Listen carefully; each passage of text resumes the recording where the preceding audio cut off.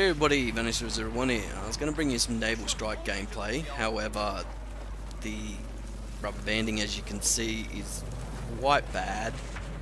Makes it very difficult to enjoy the experience when you are constantly moving back and forth. Very hard to stay on target sometimes. You're on target and the next second you're off, and I can't even count the number of times that's gotten me killed. But yep, we all know that DICE are going to improve their hardware to get rid of the rubber banding on 64-man player servers. And I kind of got the question, why wasn't the best hardware there, you know, at launch? You know, 5 months later, or almost 6 months now. Kind of just saying, well, we need to improve it. Well, kind of why wasn't there in the first place, you know? But, you know, ifs, whats and buts and whatever. You know, it's just going to be what it is. So, I'm going to bring you some Siege of Shanghai. Kind of appropriate since it was the first map everybody got their first taste of Battlefield 4 on with the beta, so yeah.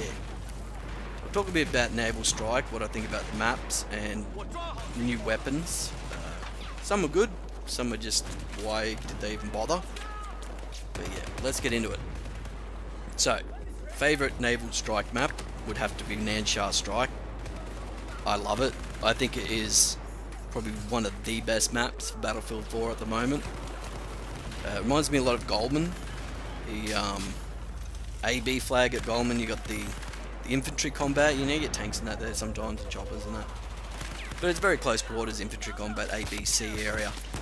And then you got the E, F and G, and you know, D flag. It's kind of vehicles and all that kind of stuff, and snipers at F. But yeah, I love Naval Strike. I think it's very good with that 3 flag infantry combat in the middle and the boats and that on the outside, and I don't think you have to worry too much about a boat. You know, when you're there, he's got hovercrafts and that coming in. I quite like it, and I think it's a very good map.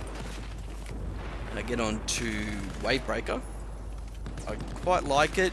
It can turn into a bit of an Operation Locker Metro kind of grenade spamming, people sitting in corners and corridors and that, but it is good. It has that infantry combat.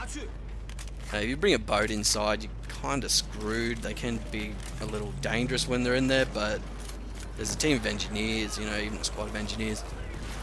Your boat's pretty much fucked, so I like that map. Operation Mortar. If you stick to the main island, I think it's very good. That E, C, D, B area, that kind of fight there is very good. I think it's F and G are kind of at the back of the map, and they feel kind of off on their own. Same with A. A's kind of close to B, but it still feels that they're just not relevant. I mean, you have a really good fight, good fucking fight, if you stick to that main island. I still can't understand why they put a mobile AA on that map. I don't think it was needed. I think it's like the last vehicle I would have put on it. But it's there, so you got to deal with it. Choppers are still flying coffins. You know, it's just so much. It's too much. Unless you're in a scout chopper where you can repair inside, even though now they have lowered the repair rate, it's still just, you know, attack choppers are just fucked. They're shit. No point in even being in one. Well, that's beside the point, and another video. So I'll get on the last one, Lost Islands. Not a fan. I reckon it's probably the worst map in Battlefield for Conquest. This is all from a Conquest perspective, my impressions of these maps. I really don't play any other game mode. I'd love to play Rush, but it's so fucking broken.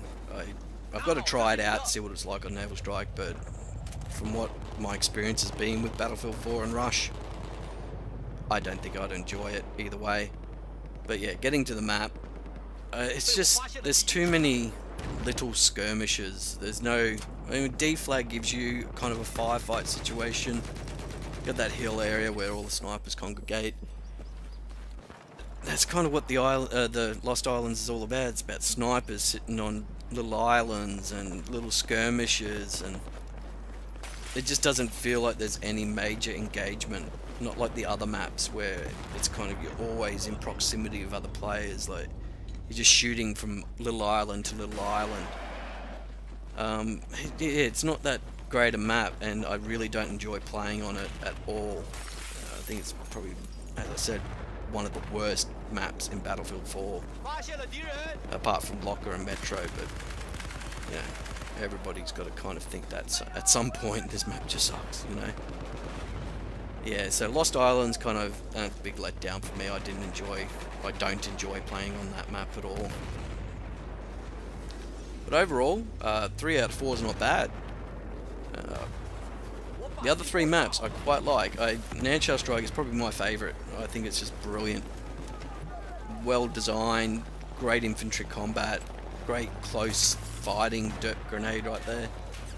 But it's very good. It's probably one of the best, I reckon. So I'll get onto the weapons. You saw in the little bit of Naval Strike footage I had there, I was using the SR2. Beast of a gun. Nice up close laser beam. Fucking vomits bullets out, you know. Projectile vomits bullets. Such a good gun. Medium range is not particularly great. Burst fire, but yeah. Up close, it's just deadly.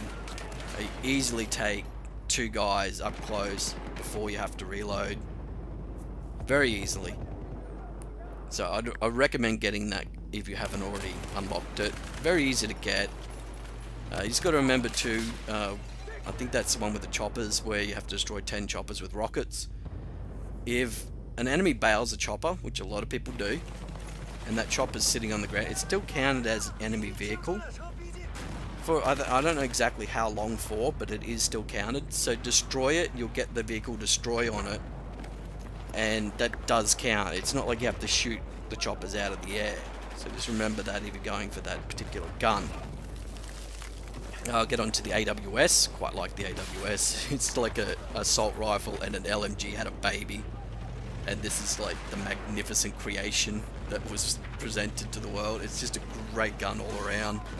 It's probably one of the best LMGs. It's just so fucking brilliant. I love it. Strongly recommend getting that. It's very easy to get. LMG ribbons and vehicle destroys. Not difficult to get. Actually, none of the achievements, the assignments were particularly difficult. So you shouldn't have any problems getting these guns, and I think a majority of people probably already have them. SW40. I like it. I do. I know it's 6-shot revolver, but still I like it. It's got good stopping power, good fire rate. Got some attachments unlocked for it now, so I'm quite enjoying that gun. I'm kind of into the revolvers now. I've been using the Magnum, the Rex, and now the SW40, and I quite like it. I think it's very good. Good balanced gun all around, I think.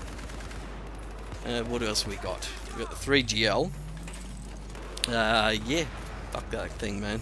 That's one of the useless fucking gadgets they brought in for Naval Strike. I don't like it. I think why use it when, you know, you already got a grenade launcher? It just doesn't make sense for it to be there. I wasn't impressed when I first used it. I was like, oh, you've got a really significant drop to you as soon as I fire you. You know, you're practically hitting the ground. You got to aim it so high. I don't like it. I think it's absolute crap. Completely useless. Oh, I forgot the AR-160. Good assault rifle. I don't see too much of a difference between that and other assault rifles. I really can't believe they lowered the damage on the recoil rate on the M416. I think that it was perfect as it was, and now it's just unbelievably laser beam like.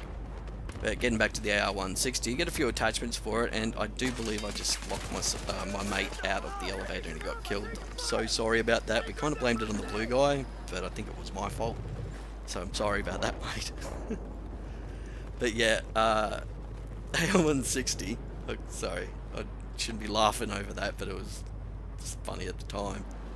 The AR-160 is a good assault rifle. Get the right attachments for it. Initially, I'm not too keen on the iron sight, so you get a sight for it. Does well. Don't notice too much of a difference between that and other assault rifles, so it doesn't kind of stand out of the crowd. Not one particular moment where you think, oh, I've got to use the AR-160 because, you know, of this particular situation. So yeah, that's all the weapons. AA mines. Now, I'm gonna have a bit of a rant about these things. I was so worried. I mean, there's already so much, that can shoot down a chopper. There's just so much. Stingers, Shores, S'mores, RPGs, mobile AA, fucking tanks, they're just so much already.